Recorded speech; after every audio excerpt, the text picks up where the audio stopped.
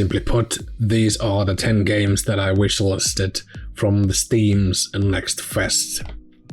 Starting the list, I have Decarnation, which absolutely blew my mind, not only because of the mature topic of the game, but the beautiful visualization and the presentation of the game. It was actually the theme that sort of made me go, whoa, what are we dealing with here? And this game definitely reminded me of Repetendium, which is my favorite top-down, pixel-based Lovecraftian survival, or rather horror game, and this is absolutely a game that I will be waiting for to be released.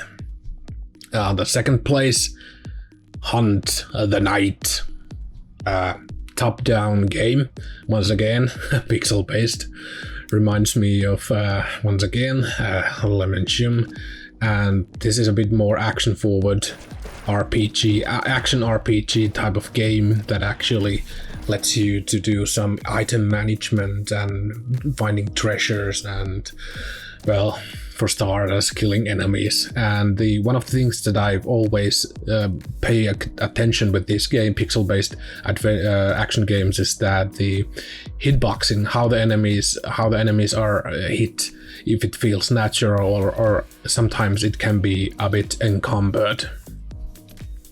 Number 3, Erra Exordium. Reminded me of the bunch of science fiction post-apocalyptic games that we've had in the recent years, but the attention to detail in the surroundings, and it's sort of put this game apart from the rest. And even though the gameplay isn't quite there yet, it felt quite rounded, and I don't mean that the game character had a welcome weight to the controls like Super Mario, for instance. It just didn't feel as exact, even regardless of the weight of the character, but it has some puzzles, has combat, beautiful surroundings, so this went straight into the wish list. Number 4, Necrofugitive. A rough game which presents, I think, an interesting idea of escaping a prison while you're a mutant of some sort, and not a child-friendly X-Men mutant, but rather ravenous Lovecraftian mutation that can assimilate the form of the captors or the prison guards and try pass them by.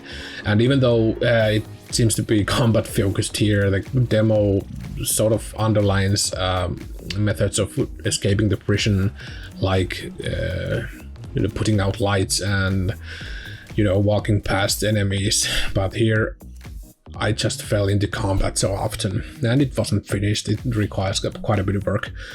The Night Witch, absolutely delightfully beautiful and cutesy shooter that controlled extremely well. It did feel a bit repetitive regarding the type of attacks that you could do. It's a basic attack you basically use to solve puzzles or destroy enemies, and some variation to the different types of weapons will be most welcome. And obviously you have different type of skills on the character even from the beginning, like on the lower right corner you can see different type of attacks that are, I think, equipped randomly, and sort of changes the gameplay a bit. Number 6, one of the most beautiful looking games is the 9 Years of Shadows, which gameplay wise reminded me a great deal about Sega type of side-scrolling beat-em-ups or action games, because it's not that polished in the animation level, but the quality of the graphics is absolutely stunning, and the cutscenes, like very anime type of stuff that as a kid I would have loved, and even today I find quite enjoyable. Number 7, riding the Stranger Things hype quite unabashedly is the Unusual Findings, which is an adventure game, a point-and-click game that it's cozy, and it's sort of the period of my childhood, and I find some certain things that I find appealing, like in Stranger Things. But what I would hope from the game, actual finished game, is that it wouldn't be so ham-fisted with the dialogue, because it sort of jumps. The kids are here and they witness a UFO landing and start to go look what's what, and suddenly things take quite a bit of turn there, and there's nothing wrong with that. But suddenly we are in the situation like in Stranger Things, where the kids know through what's going on, and for some reason they cannot tell anyone about what's happening. So there was that. Dredge was absolutely delightful. Shipping simulator where you go around the sea and do some fishing or salvaging crap from the ocean and delivering messages or packages from port to port, and generally seem to navigate the big world, or seemingly big world, and it felt like cozy game, a real time sink. Another time sink, which the genre of games that I absolutely love, are these bullet hell, the anti-bullet hell games.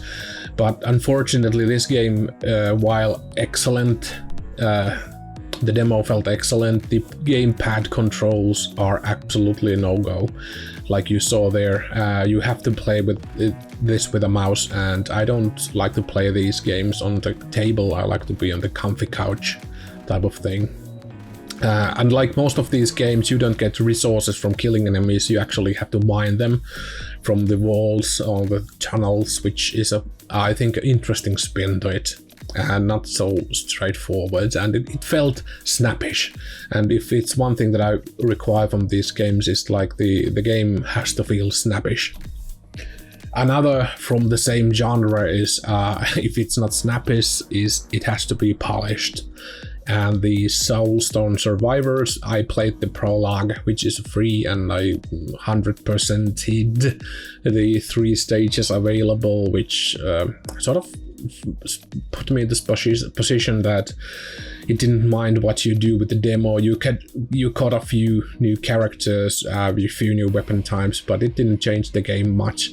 And the game does require some balancing when it comes out, because very quickly, it didn't matter what kind of build or what kind of weapons I used. I was able to mow down the bunch of enemies like with 0 effort and 0 hits, and it's not ideal. I think they have some work to do.